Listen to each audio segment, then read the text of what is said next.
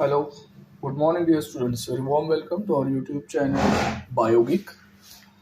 कल वैसे हमें थोड़ा सा टाइम नहीं मिला था, इसके लिए हम लाइव नहीं गए थे कि आपको प्लांट फिजियोलॉजी का जो पेपर है उसके जो इम्पोर्टेंस है वो देने थे। आपके बहुत सारे मैसेज आ रहे थे कि कब सर आप वीडियो डालोगे, तो अभी मैं जो है वो वीडियो डाल रहा हूँ आपके लिए।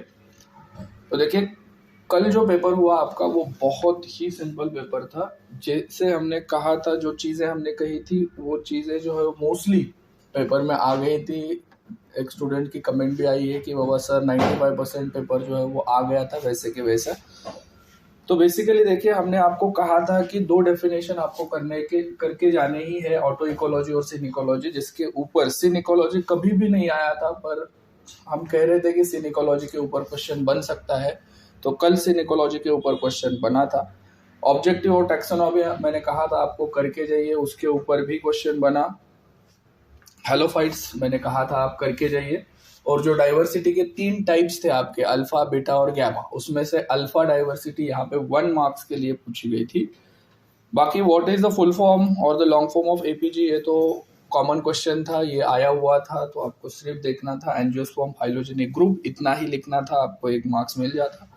हेलोफाइट्स, जेरोफाइट्स, मिजोफाइट्स, ये देख के जाइए, मैंने कहा था। चलिए, क्वेश्चन 2 वाला जो था आपका वो ब्रासिकेसी फैमिली पूछी गई थी, distinguishing characters, floral formula and economic importance. उसके बाद हाइड्रोफाइट्स के एडेप्टिव इंटरनल फीचर्स पूछे थे, वो भी रिपीट था क्वेश्चन। अब अगर क्वेश्चन 3 की बात करें हम, तो मैंने कहा था कि बाइनोमियल नोमेनक्लेचर इससे पहले कभी भी पूछा नहीं गया है, तो इस बार पूछा जा सकता है। सो मैंने ये मेरा एक सिक्स सेंस से आपको कहा था कि बाइनोमियल नोमेनक्लेचर करके जाइए, और वैसे के वैसे क्वेश्चन आ गया, what is binomial nomenclature and what is its advantages. Right, merits and limitation of Bentham and Hooker system of classification, ये भी मैंने कहा था कि आपको नेचुरल सिस्टम करके जानी है। मैंने कहा था कि थोड़ा सा फाइलोजेनी के ऊपर ज़्यादा फोकस कर दो, बट यहाँ पे जो है वो पूछी गई थी आपको बेंथम एंड हुकर वाली। बाकी मैंने आपको कहा था हॉटस्पॉट करके जाइए, हॉटस्पॉट के ऊपर क्वेश्चन पूछा जा सकता है। ओके, जो चीज़ें बहुत हॉटस्पॉट में आती है या कौन से स्पीसीज आते हैं, ये सारे आपको देखने थे।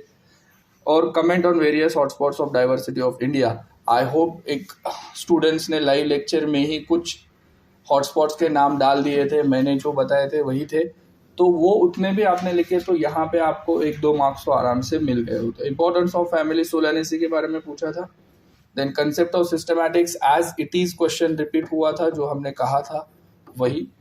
Then classification of xerophytes, rank and ending of taxonomy, जैसे कि फैमिली के लिए क्या एंडिंग होती है, ये सारी चीज़ें।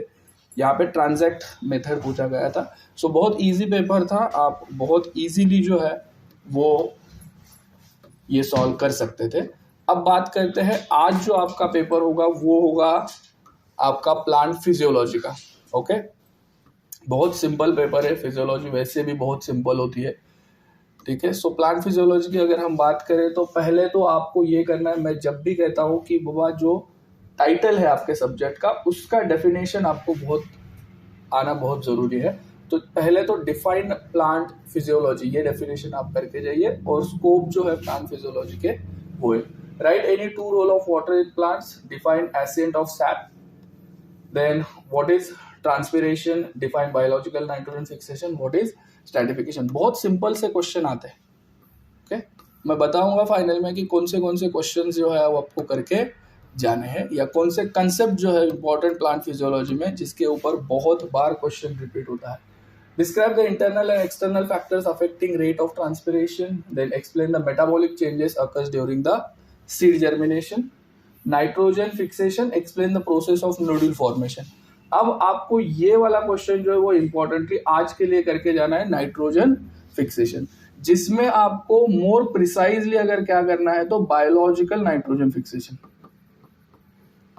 ओके, क्योंकि इसके ऊपर क्वेश्चन आएगा ही आएगा, या तो पूरी प्रोसेस पूछी जाएगी, या तो यहाँ पे बहुत सिंपल से पूछा है कि नोड्यूल फॉर्मेशन के बारे में।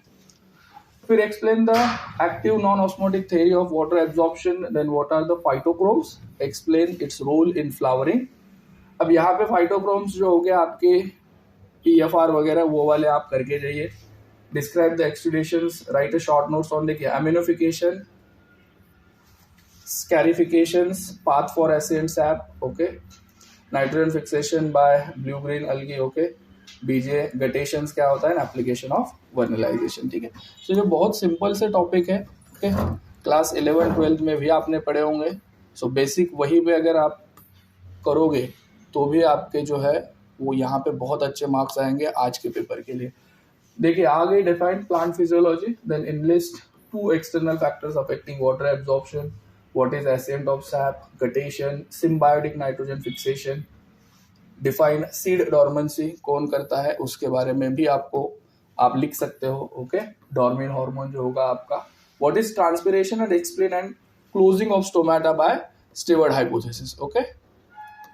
सो पोटेशियम वाला जो है पोटेशियम आयंस का वो वाला, explain the types of seed dormancy, define nitrogen fixation and explain the non symbiotic nitrogen fixation in plants, explain active osmotic absorption, so osmotic absorption के दोनों करके जाइए, नॉन ऑस्मोटिक और osmotic, explain the classification of plants on the basis of photoperiodism, तो यहाँ पे ये आपके आ जाएंगे शॉर्ट डे प्लांट वाले, लॉन्ग डे प्लांट वाले, ओके, और डे न्यूट्रल प्लांट वाले। सो ये तीनों के तीनों लिख लीजिए। What are the anti transparents and explain the types of anti transparents, write a short notes, फिर राइटिफिकेशन आ गया, vigour index, transpiration pull theory, application of plant physiology, types of transpiration and roles of phytochromes for flowering plants.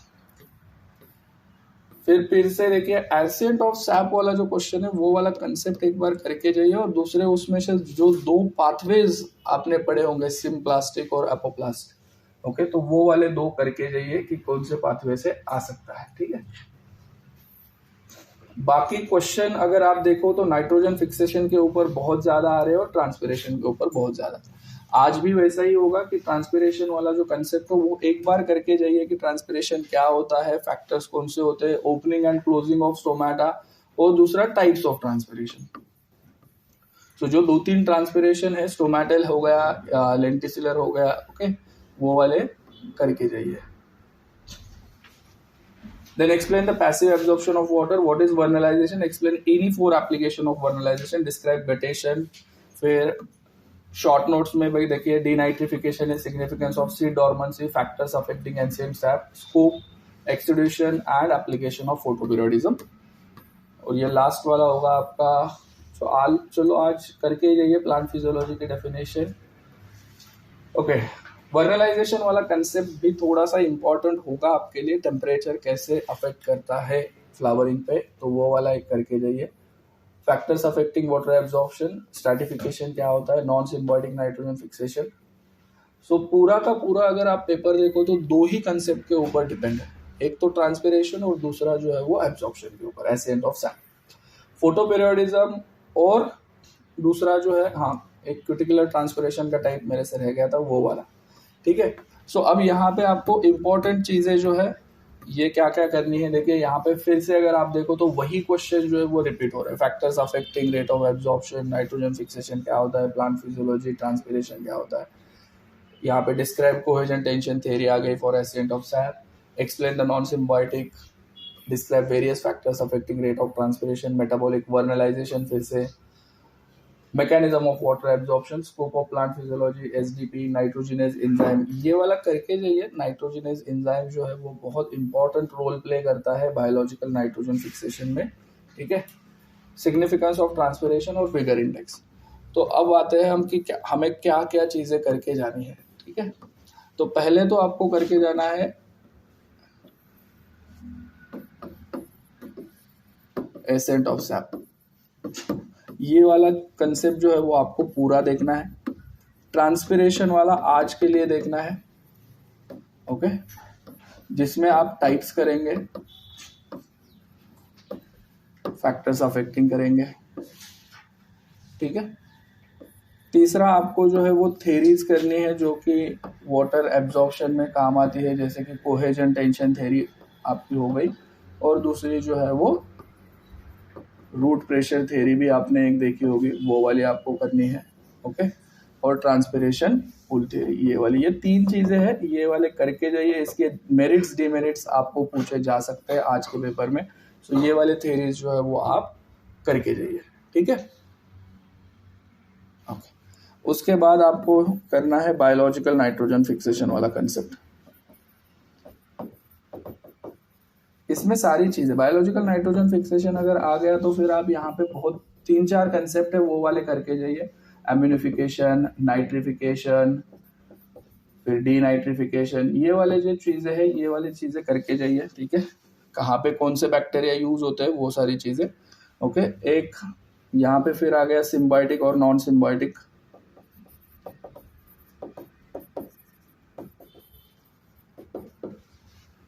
फिर osmotic theory वाली जो चीजें है वो सारी करके जाइए। सो इतना है। बाद में स्कोप ऑफ प्लांट फिजियोलॉजी वगैरह ये तो बहुत कॉमन चीजें हैं जो आपको करके जानी है। और एक सीड जर्मिनेशन के ऊपर वाला जो क्वेश्चन है वो वाला देख के जाइए। और जैसे मैंने वर्नलाइजेशन का बोला था, सो वर्नलाइजेशन और जो दूसरा कंसेप्ट है basically photo periodism, plant physiology के सबसे इजी कंसेप्ट यही दो है। ओके, वर्नलाइजेशन और फोटो पीरियोडिज्म। तो ये दोनों चीजें जो है वो यहाँ पे आप करके जाइए। सीड डॉर्मेंसी, कौन सा हार्मोन सीड डॉर्मेंसी ब्रेक करने के लिए इंपॉर्टेंट रोल प्ले करता है, फॉर एग्जांपल जिब्रेलिक एसिड जो होगा वो। और सीड डॉर्मेंसी कॉज करने के लिए कौन सा हार्मोन है, ये ऐसे चीजें जो है वो लिख के आई है। ए बी है एब्सिसिक एसिड वाला। सो एग्जामिनर जो है वो आपको बहुत अच्छे मार्क्स देंगे। सो जितने हैं आप उतने ले ही लोगे, ठीक है। सो ये सारी चीज़ें हैं, ये चीज़ें जो है वो करके जाइए आज के पेपर के लिए। नेक्स्ट माइक्रोबायोलॉजी के लिए हम फिर से आएंगे।